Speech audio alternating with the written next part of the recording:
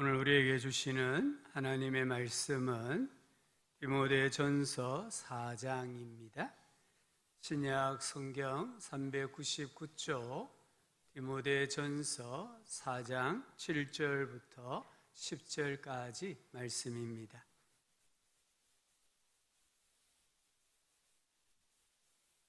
하나님의 말씀을 다 함께 읽도록 하겠습니다. 망령되고 허탄한 신화를 버리고 경건에 이르도록 내 자신을 연단하라. 육체의 연단은 약간의 유익이 있으나 경건은 범사에 유익하니 금생과 내생에 약속이 있느니라. 이쁘다 이 말이여 모든 사람들이 받을만 하도다. 이를 위하여 우리가 수고하고 애쓰는 것은 우리의 소망을 살아계신 하나님께 두미니 곧 모든 사람 특히 믿는 자들의 구주시라. 아멘. 한 주 동안 주님 안에서 평안하시고 강건하셨습니까? 우리 아버지 자와 한번 인사합시다. 주님이 당신을 사랑하십니다. 아멘. 세계 초대형 1조 부자 21명의 습관을 조사하고 영상으로 만든 유튜브를 보았습니다. 이 세계에서 재산이 1조 이상이 되는 21명의 부자들은 5가지 습관이 있었다고 합니다. 첫 번째는 아침 일찍 일어나기. 그래서 보통 5시 반에는 기상했다고 합니다. 두 번째는 운동이었고, 세 번째는 독서, 네 번째는 사색, 생각하기, 그리고 5번째가 엄격한 규율을 따르기였습니다. 이 5가지가 습관이 되었을 때 자기 분야에서 최고가 되었다, 이런 내용이었어요. 이 5가지 중에 큰 거, 실천하기 어려운 거, 위대한 것은 아무것도 없습니다. 모두 작은 것, 할 수 있는 것입니다. 그러나 하고 하지 않고의 결과는 엄청납니다.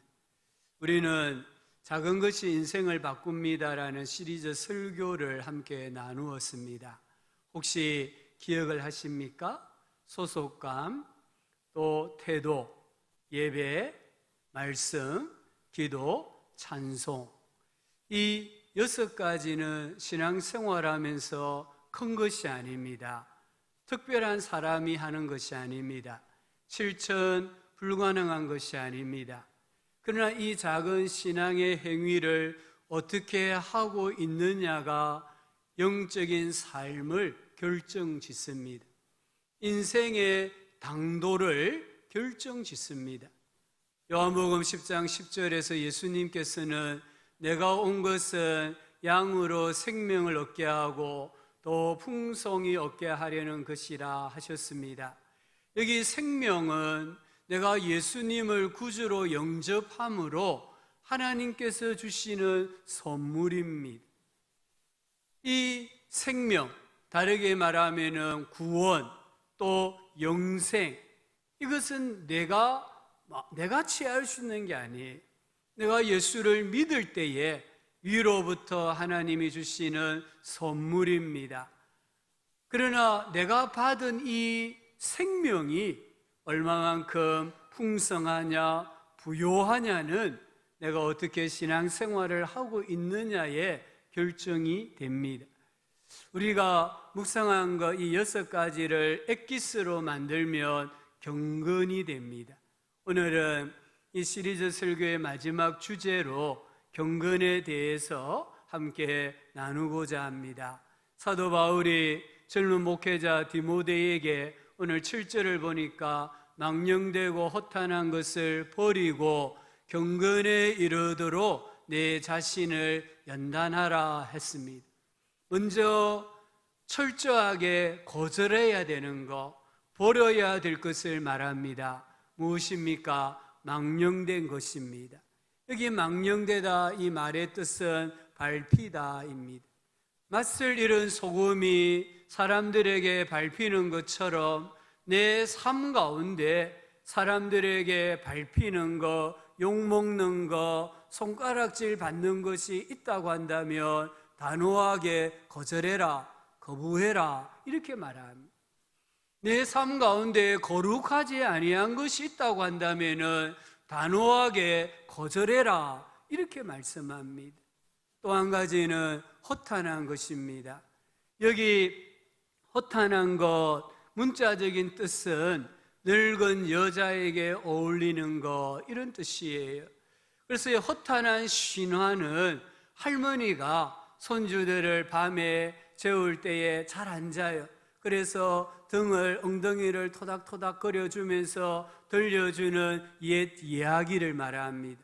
영어 성경은 이 허탄한 신화를 할머니들의 이야기라고 번역했습니다. 존 스토트 목사님은 이 허탄한 신화를 영적 불량식품이라고 해석을 했습니다. 오늘 우리의 삶 가운데 거룩하지 못한 것, 그래서 사람들에게 짓밟힐 수 있는 것, 또 우리의 삶 가운데 영적 불량식품과 같은 것이 있다고 한다면 단호하게 거절해라, 버려라, 포기하라 이렇게 권면을 하고 있습니다. 그러면서 한편으로는 경건에 이르기를 연단하라라고 말씀합니다. 이 말씀은 삶의 방향을 경건으로 설정을 해놓고 그 방향을 향하여서 달려가라 이런 뜻입니다. 경건, 헬라어로는 유세베이아입니다. 이 경건은요, 좋다 이런 뜻이에요. 세베이아, 두려움입니다. 경건의 말뜻은 좋은 두려움을 말하는 거예요. 너의 인생에 좋은 두려움을 가지고 살아야 한다 이 말씀입니다. 요셉이 보디발의 아내의 성적인 유혹을 받았습니다. 그때 이 요셉이 무엇이라고 말합니까? 내가 이 큰 악을 하나님께 지으리까? 하나님에 대한 좋은 두려움이 있었어요. 그래서 성적으로 범죄하지 않았습니다. 다윗이 사울을 죽일 여러 번의 기회가 있었습니다. 부하들이 부추겼습니다. 그때 다윗이 뭐라고 말합니까? 하나님께서 기름 부은 자를 내가 어찌 손을 댈 수 있으랴? 하나님에 대한 좋은 두려움이 있었기 때문에 그가 죄를 범하지 아니한 거예요. 선지자 사무엘이 이 선지자직에서 은퇴하면서 이렇게 말했습니다. 내가 기도하기를 쉬는 죄를 결단코 범하지 아니하리라. 사무엘은 기도하는 것을 쉰다고 하면, 중단한다고 한다면 하나님 앞에 죄라고 여긴 거예요. 그래서 그가 현직에 있던, 은퇴를 하던 이스라엘 백성들을 위하여서 계속하여 기도하겠다라고 말하는 것을 들을 수 있습니다. 이 경건이라는 것은 주님과 연합하고 교제하고 합당한 예배를 드리는 삶을 말합니다. 종교개혁가 칼빈, 이 칼빈은 어떤 역사가가 정의하기를 사도 바울 이후로 인류에게 좋은 영향을 끼친 인물이다라고 평가했습니다.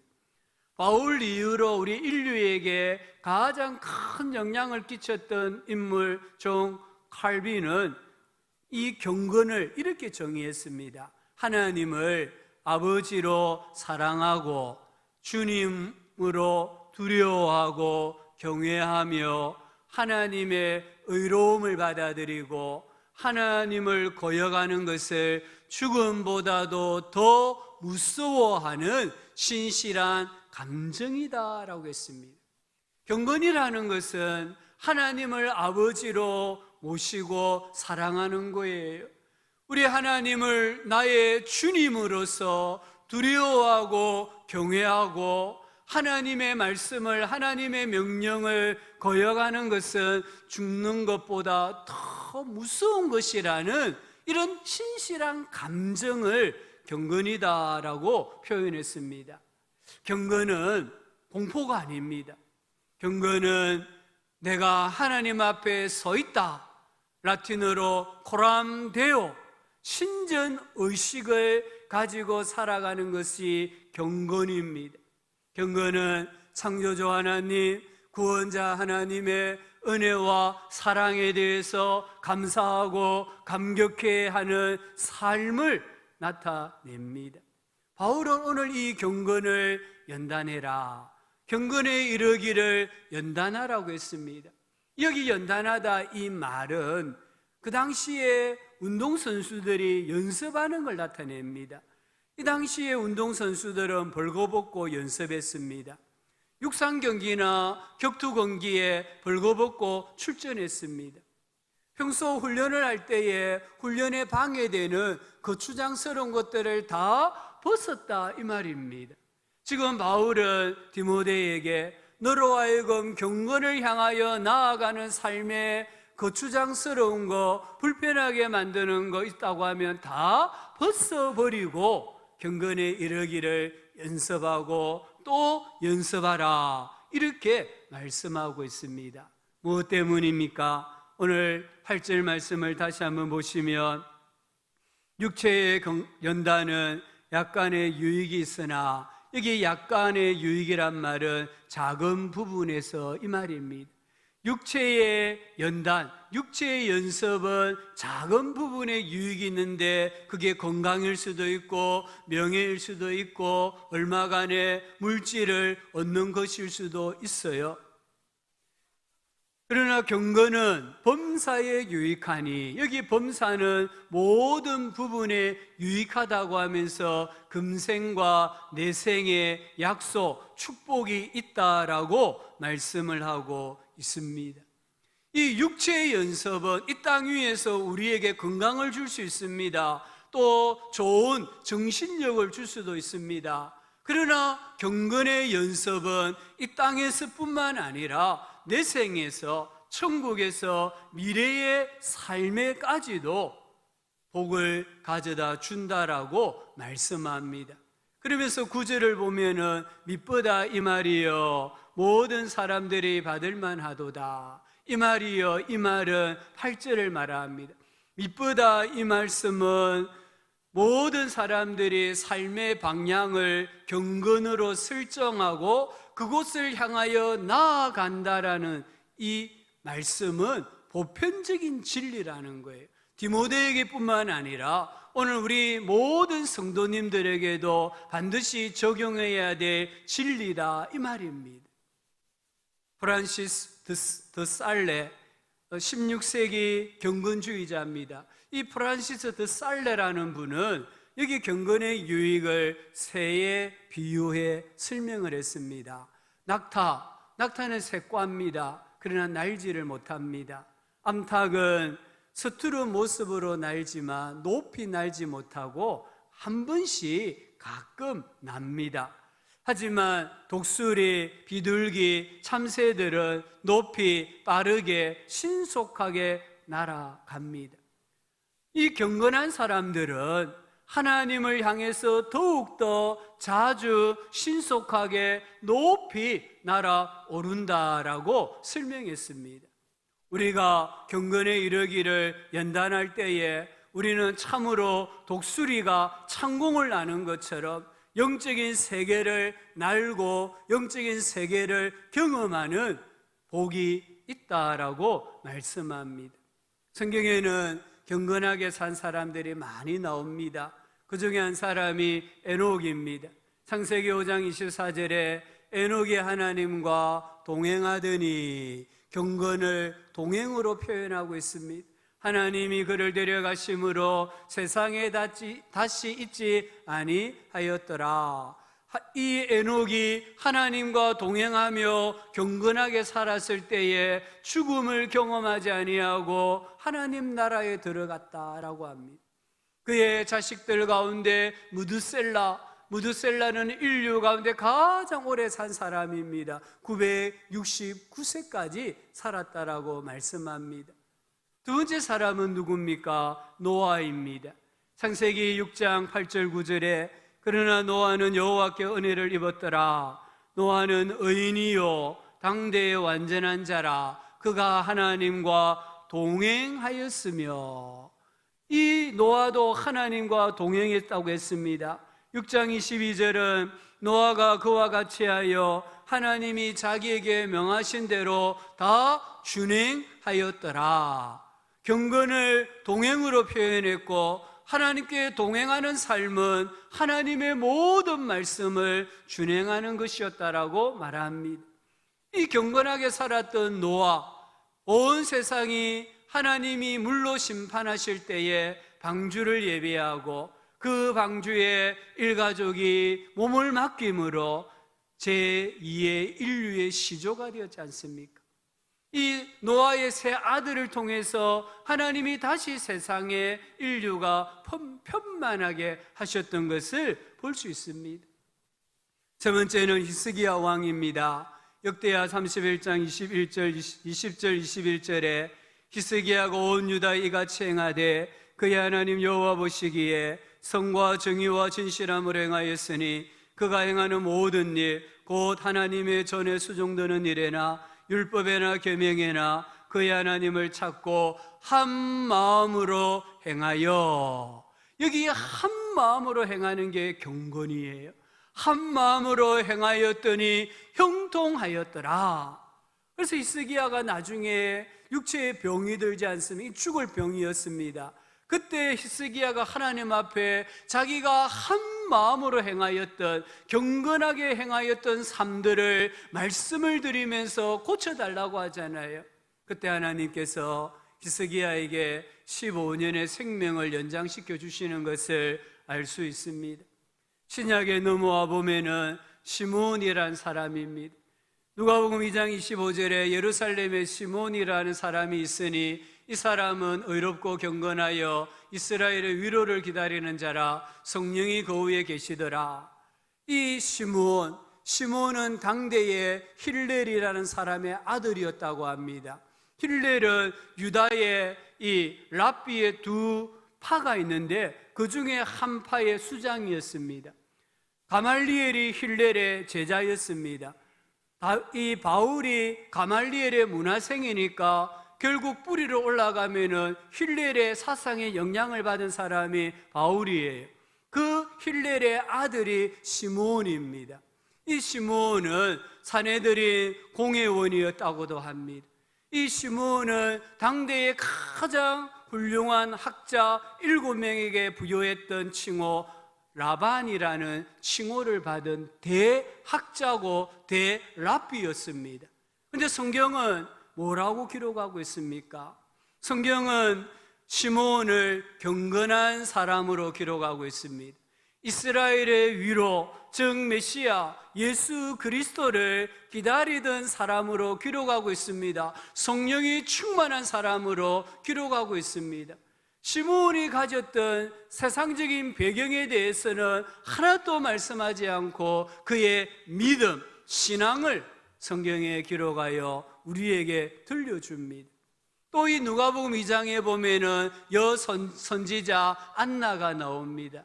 이 안나를 가리켜서 그가 결혼한 후 7해 동안 남편과 함께 살다가 과부가 되고 84세가 되었더라. 그러나 이 사람이 성전을 떠나지 아니하고 주야로 금식하며 기도함으로 섬기더니, 이 여선지자 안나, 세상적인 관점으로 보면 너무나 불행하잖아요.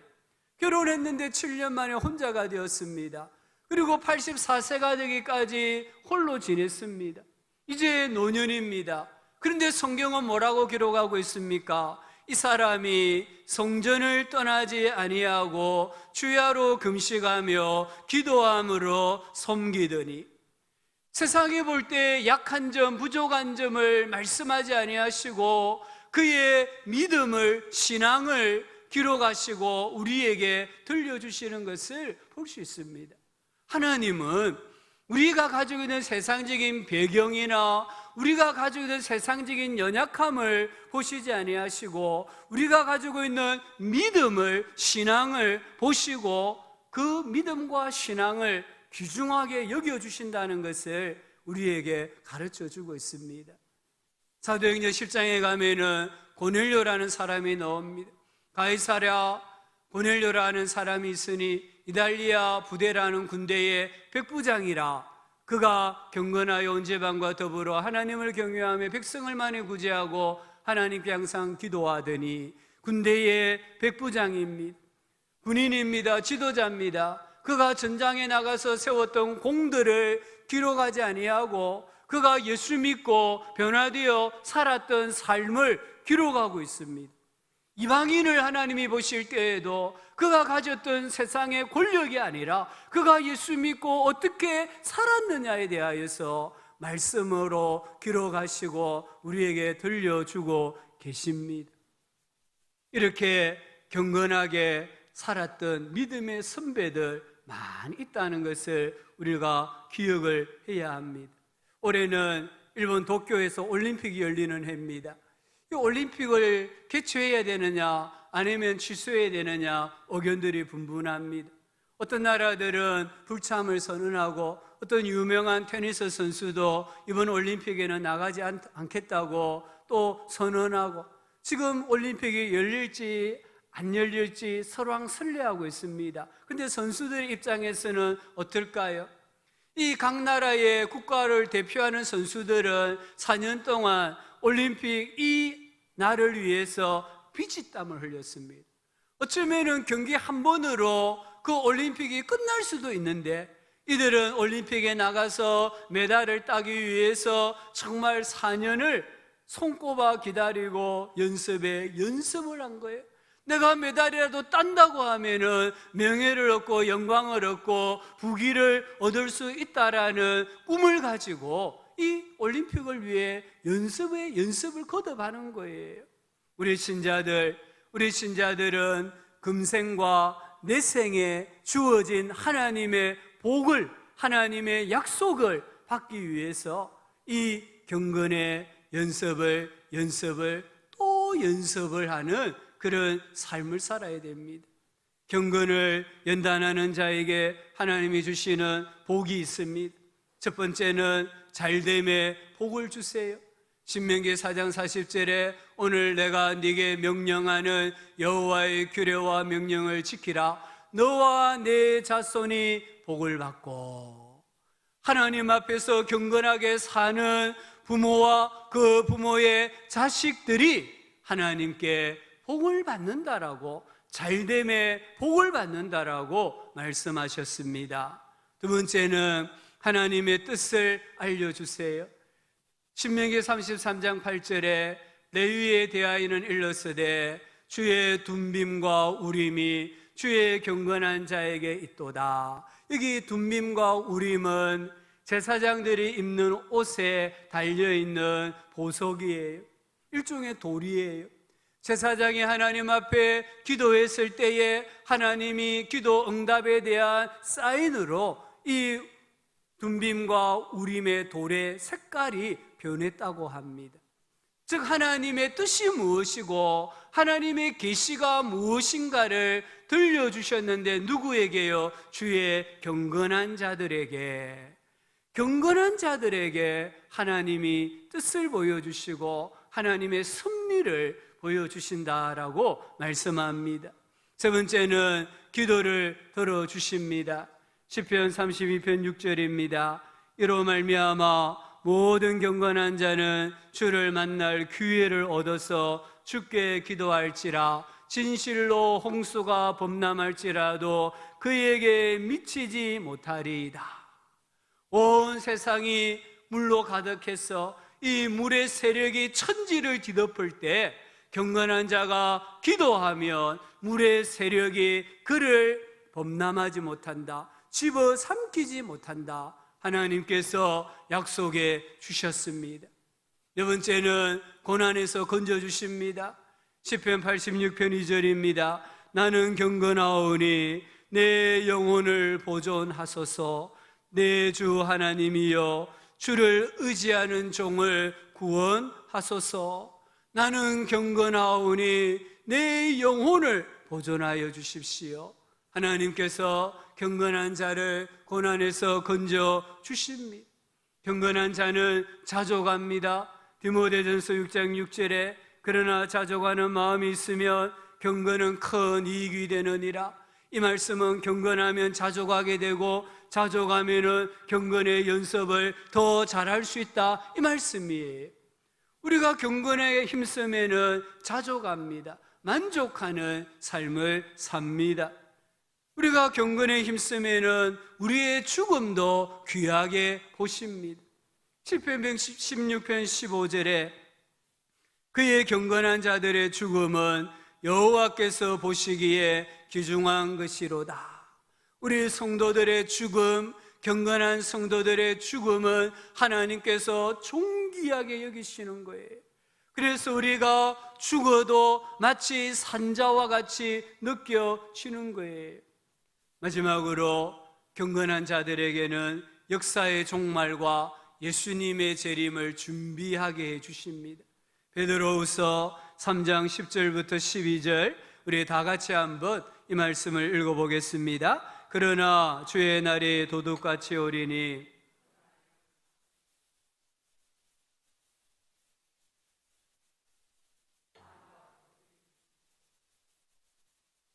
이 모든 것이 이렇게 풀어지리니 너희가 어떠한 사람이 되어야 마땅하냐? 거룩한 행실과 경건함으로 하나님의 날이 임하기를 바라보고 간절히 사모하라. 아멘. 우리 주님이 재림하시는 날이 도둑같이 온다고 했습니다. 이 역사의 종말이 도둑같이 온다고 했습니다. 역사가 종말을 맞이하면은 이 천지 만물이 뜨거운 불에 풀어지고 녹아진다고 했습니다. 그러나 거룩한 행실로 경건함으로 살아가는 성도들은 주의 날이 도둑같이 임한다 할지라도 두려워하지 않고 오히려 주의 날이 임하기를 바라보고 간절히 사모하고 기도하면서 살아갈 수 있게 하신다라고 약속하고 계십니다. 그래서 오늘 바울이 뭐라고 말합니까? 10절을 보시면 이를 위하여 이와 같은 은혜와 약속이 있기 때문에 우리가 수고하고 힘쓴다. 바울은 경건에 이르기를 수고한다고 했습니다. 애를 쓴다는 말입니다. 운동선수들이 승리를 위해서 노력하는 것을 말합니다. 우리는 경건 생활을 위해 애를 써야 합니다. 제가 서론에서 말씀드렸던 세계 초대형 1조 부자들의 습관이 5가지라고 했지 않습니까? 새벽에 일찍 일어나는 것, 규칙적으로 운동하는 것, 독서하는 것, 사색하는 것, 엄격한 규율을 따르는 것, 이 5가지를 하나로 나타내면 새벽 기도입니다. 새벽에 경건의 시간을 갖는 겁니다. 새벽에 교회를 오시든 할 수 있으면 교회 오셔야 이 5가지가 다 해당이 돼요. 그렇지 아니하더라도 집에서라도 경건의 시간을 가질 때에 우리는 우리가 속한 분야에서 최고가 될 수 있다는 것을 꼭 기억해야 합니다. 나는 올빼미 형인데요. 나는 새벽에 1시, 2시에 자고 그래서 새벽 기도는 꿈도 못 꾸는데요. 아닙니다. 내가 올빼미 형이 되든 종달새 형이 되든 그것을 결정하는 주체는 우리 스스로입니다. 하나님께서 우리 스스로 내 삶을 올빼미형으로 만들든지 종달새형으로 만들든지 결정할 수 있는 자유를 우리에게 주신 거예요. 근데 성경을 잘 읽어보니까 하나님은 어떤 형을 좋아하시느냐? 종달새형입니다. 우리 하나님, 우리가 올빼미형이 아니라 종달새형이 새벽에 일찍 일어나서 하루의 삶을 시작하는 것이에요. 우리 성도님들 종달새형이 되기 위해서 지침시간을 훈련을 하셔야 돼요. 나는 할 일이 너무 많아서 그 일을 다 끝내면 밤 12시고 새벽 1시다. 그러면 어쩔 수 없어요. 그런데도 하나님 앞에 기도해야 되고요. 혹 우리 가운데 많은 분들이 밤늦게까지 텔레비전을 본다고 또 스마트폰으로 어떤 것을 검색한다고 밤늦게까지 친구를 만나서 논다고 올빼미 형이라고 하면은 우리 삶을 종달새형으로 바꾸기 위해서 오늘 바울이 말하는 것처럼 애를 써야 합니다. 또 힘쓰라고 했습니다. 여기 힘쓴단 말은 혼신의 힘을 다한다, 진력한다 이 말입니다. 스코틀랜드의 종교개혁가 존 낙스, 이분은 장로교의 창시자입니다. 이 존 낙스가 하루는 경건의 시간을 가지고 있는데 누가 대문을 계속 두드렸습니다. 너무 귀찮아서 문을 열고 보니까 친구가 서 있었습니다. 그 친구가 말했습니다. 여보게, 지금 영국의 왕이 우리나라를 방문해 가지고 자네를 만나려고 기다리고 있다네. 이렇게 말했습니다. 이때 존 낙스가 이렇게 말합니다. 영국의 왕이라고 했나? 나는 지금 우주의 왕을 만나고 있는 중이네. 영국의 왕 때문에 방해받고 싶지 않아. 이렇게 말했습니다. 이 존 낙스, 그의 무덤 앞에서 어떤 사람은 이렇게 고백했습니다. 사람의 얼굴을 두려워한 일이 없는 사람, 여기 잠들다. 피의 여왕이라고 불리는 메리 여왕은 100만 명의 군사보다 존 낙스의 기도가 더 무섭다라고 했습니다. 하나님 앞에서 경건에 힘썼던 존 낙스, 그 한 사람의 경건 생활이, 한 사람의 기도가 100만 명의 군대보다 더 위력이 있다는 것을 이 메리 여왕이 고백을 했습니다. 여기 힘쓰다 이 말은요, 비난을 받다 이런 뜻도 있습니다. 디모데후서 3장 12절에 무릇 그리스도 예수 안에서 경건하게 살고자 하는 자는 박해를 받으리라. 우리 성도님들, 정말 안 믿는 사람들이 볼 때, 믿는 동료가 볼 때에 좀 독종이다, 좀 별나다, 이런 말을 들어야 돼. 내가 독종이다, 정말 독한 사람이다, 이런 말을 듣기까지 우리는 경건의 연습을 또 연습을 해야 합니다. 오늘 읽지는 않았습니다만 4장 11절 12절을 한번 보시면은, 너는 이것들을 명하고 가르치라. 누구든지 내 연소함을 업신여기지 못하게 하고 오직 말과 행실과 사랑과 믿음과 정절에 있어서 믿는 자에게 본이 되라 했습니다. 바울은 수고하고 힘쓸 뿐만 아니라 가르치고 본이 되라 했습니다. 여기 본이란 단어는 두드려서 생긴 자국을 말합니다. 틀을 말합니다. 모형을 말합니다. 우리가 붕어빵 틀에 밀가루 반죽을 넣어 구우면은 붕어빵 모양의 빵이 나오잖아요. 쿠카빵 틀에는 쿠카빵 모양이 나와요. 바울은 디모데에게, 오늘 교회 지도자들에게, 부모들에게 말과 행실과 사랑과 믿음과 정절에 있어서 모형이 되어라, 틀이 되어라. 그래서 우리 자녀들도 부모 세대처럼 경건한 신자들처럼 그렇게 살아야 한다라고 말씀합니다. 이 논의 곡식은요, 농부의 발걸음 소리를 듣고 자란다라고 합니다. 우리 자식은 어떨까요? 우리 자식들은 부모의 기도 소리를 듣고 자랍니다. 우리나라 역사상 첫 번째 우주인이 누굽니까? 이소연이라는 분이세요. 이 이소연 씨는 어려서부터 기도로 자란 믿음의 딸이라고 합니다. 그 부모님들이 신앙이 좋았을 뿐만 아니라 어머니가 매일 이 딸이 하늘을 나르는 인물이 되게 해달라고 기도했대요. 그리고 날마다 딸과 함께 성경을 읽고 함께 기도하는 경건의 시간을 가졌다고 합니다. 이소연 씨도 우주인이라는 꿈을 이루는 과정에 힘들고 어려울 때마다 광주에 있는 고향교회에 기도해달라고 기도 제목을 보냈다고 해요. 결국 이 어머니의 기도 소리가 어렸을 때도 훈련받았던 경건의 시간이 우리나라 첫 번째 우주인이 되는, 10일 동안 우주를 비행하고 무한 귀환하는 그런 최초의 인물이 되는 꿈을 이루고 비전을 이루었던 것을 볼 수 있습니다. 세계적인 영향력을 끼치고 있는 어떤 목사님의 책에 자기의 인생에 대하여서 쓴 내용을 읽어보았습니다. 어린 시절 내 기억에 가장 인상 깊게 남은 것은 매일 새벽 교회에 종을 치러 나가시는 아버지의 걸음소리였다. 비가 오는 날에는 질퍽질퍽한 마당을 걸어가는 소리가 잠결에도 어슴풀에 들렸다. 아버지는 신앙의 유산을 가정의 보물로 여기시는 분이었다. 믿음의 가정이라는 기념비를 세우기 위해 어떤 일이 있어도 매일 가정 예배를 드리셨다. 주일을 철저하게 성수하고 예배뿐만 아니라 예배를 준비하는 자세부터 엄격하게 가르치셨다. 늘 최고의 하나님께 최선의 삶을 드리기를 원하셨다.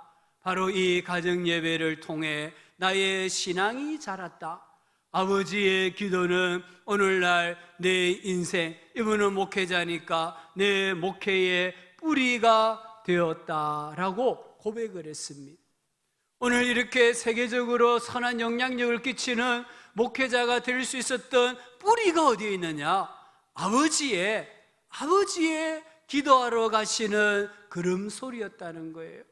아버지의 그 기도하러 가시는 걸음소리가 오늘 자기를 여기까지 인도했고 만들었다라고 고백을 했습니다. 2007년 12월 16일 우리나라 공영방송인 KBS에서 미국의 조나단 에드워즈 목사님 그 가문을 이렇게 연구하고 방송으로 내보냈습니다. 조나단 에드워즈 목사님은 18세기에 미국 대각성 부흥운동을 일으켰던 주역이죠. 우리는 설교를 통해서 예화를 통해서 알고 있는 인물인데 우리나라 공영방송이 미국에까지 가서 이 조나단 에드워즈 목사님의 가문을 이렇게 조사해서 방송을 하는 것은 참 특이한 거예요. 이 방송에 보면 조나단 에드워즈 목사님 부부는 11명의 자녀를 두었습니다. 그런데 이때부터 미국을 움직이는 위대한 인물들이 줄줄이 태어났다라고 합니다. 그러면서 지금까지 8대를 내려오면서 부통령이 나오고 주지사가 3명, 대학 총장이 13명, 인구 600만 이상의 도시의 시장이 3명, 장차관급 공무원, 변호사, 판검사, 목회자, 의사, 교수, 세계적인 사업가, 뛰어난 발명가 수도 없이 나왔다는 거예요. 그러면서 KBS 기자가 에드워즈 목사님이 섬겼던 교회, 그 교회를 그때 섬기고 있었던 담임 목사님에게 질문했습니다. 무엇이 이 가문을 이렇게 만들었습니까? 그때 그 교회를 섬기고 있었던 목사님이 이렇게 말했습니다. 우선적으로 말할 수 있는 것은 목사님 부부의 신앙심이었습니다. 제가 하는 말이 아니고 우리나라 공영방송 KBS 기자가 미국에까지 가서 취재하고 질문하고 얻은 답이에요. 무엇이 이 조나단 에드워즈 가문을 이렇게 미국을 움직이는 후손들이 태어나게 만들었습니까? 이 질문에 그 교회 담임 목사님은 우선적으로 목사님 부부의 신앙심이었습니다. 경건한 신앙심이 미국을 움직이는 위대한 자손들이 태어나게 만든 거예요. 우리나라에도 신앙의 명문가가 있습니다. 김성규 전 국정원장입니다. 이분의 가문에는 지금 기독교 신앙이 5대째 흘러내려가고 있다고 합니다. 이 가문은요, 정말 연말이나 새해가 되면 온 가족이 하나님께 감사 예배를 드리고요, 성경을 읽도간 가족이 있으면 특별히 선물을 드리고요, 이 가문에는 2가지 전통이 있다고 합니다. 하나는 매일 새벽 기도로 하루를 시작하는 것이고요, 2번째는 가정 예배를 드리는 것이 그 가문의 전통이라고 합니다. 이 전통이 5대까지 이어져 내려갔을 때에 그 가문에서 교육과도 나오고 또 사업가도 나오고 또 정치가도 나오고 세상에 선한 영향력을 끼치는 믿음의 인물들이 배출된 것을 볼 수가 있습니다. 오늘 우리도 이런 꿈을 가져야 됩니다. 나와 내 후손이 하나님께 복을 받는, 정말 한국을, 세계를 움직이는 믿음의 후손들이 우리 가문을 통해서 나오기를 꿈을 꾸고 비전을 가져야 돼요. 그러기 위해서는 우리도 경건 생활에 힘써야 됩니다. 제가 말씀을 준비하면서 교회 역사에 경건 생활의 어떤 원칙을 정해놓고 경건 생활에 힘썼던 사람들의 이 경건 생활 수칙을 한번 보았어요. 어떤 사람은 3가지, 어떤 사람은 7가지 질문 많이 썼지만 제가 다 정리해서 한번 뽑아보니까 크게 5가지입니다. 첫 번째는 기도 생활입니다. 이분들은 주님과 대화하기 전에는 어떤 사람과도 말하지 않는다. 무릎을 꿇고 2 손을 모으기까지는 그 손으로 아무것도 하지 않는다라는 생활 수칙을 정하고 기도 생활했다는 거예요. 두 번째는 성경 읽기 생활이었습니다. 성경을 읽기 전까지는 어떤 글도 읽지 않았습니다. 성경을 읽기 전까지는 우리가 정말 신문도 보지 않고요, 인터넷 검색도 하지 않고요, 어떤 일반 책도 읽지 않겠다라는 이런 수칙을 정해야 합니다. 세 번째는 감사 생활입니다. 모든 경우에 감사합니다. 네 번째는 기쁨 생활입니다. 한 순간마다 하나님 앞에서 즐거워하는 삶이에요. 5번째가 신뢰 생활입니다. 인생을, 가정을 하나님께 맡기는, 의탁하는 생활을 한 것을 볼 수 있습니다. 정말 오늘 우리가 기도 생활, 성경 읽기 생활, 감사 생활, 기쁨 생활, 신뢰 생활, 이 5가지 경건 생활의 수칙을 신실하게 지키고 우리 자주 손손에게 이 수칙이 흘러내려간다면 작은 것이 인생을, 작은 것이 가정과 가문을 바꾸는 역사가 일어나는 줄 믿습니다. 우리가 자전거를 타다가 넘어지지 않으려고 하면 계속 페달을 밟아야 됩니다. 우리 성도님들이 신앙생활에 활력을 더하려면 이 작은 것에 집중해야 됩니다. 혹 신앙생활하다가 영적 활력을 잃어버렸습니까? 영적 권태기에 빠졌습니까? 신앙생활의 기본기에 다시 집중하시기를 바랍니다. 우리 신앙생활의 기본기는 예배입니다, 말씀입니다, 기도입니다, 찬송입니다. 이 작은 것에 실정이 나지 않기를 주의 이름으로 축복합니다. 1986년 11월 어느 날 미국 애리조나주에 있는 한 보석 상인이 우연히 수석 전시회에 들렸습니다. 그 전시회에 가보니까 돌멩이 하나가 있는데 그 돌멩이에 $15라는 가격표가 붙어 있었습니다. 자기가 보기엔 이게 단순한 돌멩이가 아니에요. 이 돌멩이는 사파이어 원석이었습니다. 그런데 $15가 붙어 있으니까 이 보석상이 종업원에게 가서 진짜 $15입니까? 물었어요. 그러니까 당신이 현찰로 $10를 주면 내가 $5를 깎아주겠다고 했습니다. 이 보석상이 얼른 $10를 주고 그 돌멩이를 구입했어요. 그리고는 자기 보석상에 와서 그 돌멩이를 깎고 다듬어서 목걸이를 만들고 팔찌를 만들고 반지와 같은 귀금속을 팔았습니다. 얼마를 벌었느냐? $228만 벌었대. 10,000원 주고 돌멩이 사가지고 그 돌멩이를 다듬어서 제품을 만들어 팔았을 때에 26억이라는 돈을 벌었다는 거예요. 왜 그렇습니까? 그 돌은 단순한 돌이 아니고 돌멩이가 아니고 사파이어 원석이었기 때문이에요. 오늘 우리 성도님들이, 오늘 우리 모두가 정말 하나님을 향한 사랑으로 불타오를 때에, 예수 그리스도를 귀하게 여길 때에 말씀에 대하여 사랑하고 예배에 대하여 철저할 때에 기도와 찬송으로 하나님과 동행하고 때로는 뜨거운 영적인 눈물을 흘리면서 하나님을 섬길 때에 내 인생의 진가가 드러납니다. 내 속에 있는 보배 예수 그리스도의 진가가 드러납니다. 우리는 단순한 돌멩이가 아닙니다. 예수라는 보배를 가지고 있는 원석입니다. 이 원석을 우리는 작은 것을 가지고 계속해서 깎고 다듬어야 돼요. 자기 신앙을 상품으로 만들어야 돼요. 예수 그리스도를 이 세상에 가장 귀중한 보석으로 만들어야 돼요. 그럴 때에 너와 내 후손이 복을 받고, 이 하나님의 말씀이 오늘 당대뿐만 아니라 우리 자녀들의 세대에, 우리의 가문에 성취되어지는 하나님의 은혜와 복이 있기를 예수 그리스도의 이름으로 축원합니다. 하나님 아버지, 작은 것에 실정 내지 않게 해주시고 작은 것에 집중하게 하여 주셔서 우리의 신앙이 빛나고 내 안에 계시는 예수 그리스도가 빛나고 교회가 빛나는 은혜를 누리게 하여 주시옵소서. 예수님의 이름으로 기도합니다. 아멘.